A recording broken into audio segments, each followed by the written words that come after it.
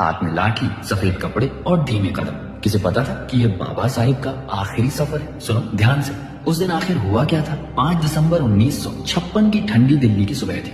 बाबा साहेब उस दिन थोड़ा देर से जागे। चेहरे पर थकान, मन में बेचैनी थी। रत्तू उनसे अनुमति लेकर ऑफिस चले गए और घर में सिर्फ माई साहेब और डॉक्टर मावलंकर थे। दोपहर में दोनों कुछ सामान लेने बाजार चले गए और बाबा साहेब अकेले रह गए। वही अकेलापन जो उन्हें भीतर से चुभता था, पर वो कभी जाहिर नहीं होने देते थे। शाम 6 बजे जब रत्तू वापस लौटे, उन्होंने देखा कि बाबा साहेब की आंखों में एक अजीब सी उदासी और इंतजार की परत जमी है। जब माई साहेब थोड़ी देर से लौटी तो बाबा साहेब का मन भर आया। उनकी भावनाएं बाहर आ गई। कुछ सख्त शब्द निकल पड़े। ये गुस्सा नहीं था, ये उस महान व्यक्ति का दर्द था जो पूरी जिंदगी दूसरों के लिए लड़ता रहा, लेकिन अपनी थकान किसी से साझा नहीं कर पाता था।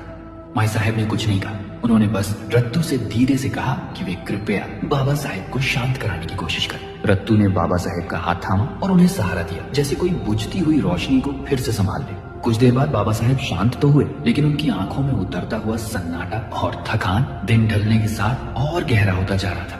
रात के 8 बजे जैन समाज का एक समूह उनसे मिलने आया। तबीयत ठीक नहीं थी, फिर भी बाबा साहेब ने कहा, बैठिए बात करते हैं। करीब 20 मिनट बातचीत चली। फिर वे बाथरूम गए और लौटते समय रत्तू के कंधे पर हाथ रखकर धीरे से सोफे पर बैठ गए। उनकी आंखें बंद थीं, सांसें भारी और चेहरा इतना शांत जैसे कोई योद्धा अपनी आखिरी लड़ाई लड़कर बिल्कुल थक चुका हो। जैन समाज के लोग चुपचाप उन्हें देखते रहे। उनके सामने वो महान व्यक्तित्व बैठा था जिसने करोड़ों लोगों को इंसान होने का अधिकार दिया, और आज वही अपने अंतिम सफर के बेहद करीब थे। उन्होंने जैन समाज से किताब और निमंत्रण स्वीकार किया और बहुत थकी हुई धीमी मुस्कान के साथ बस इतना कहा, तबीयत ने साथ दिया तो जरूर आऊंगा। और उसी रात जब दुनिया सो रही थी, बाबा साहेब चुपचाप अपनी आखिरी मंजिल की ओर बढ़ रहे थे, थके हुए, शांत और बेहद अकेले।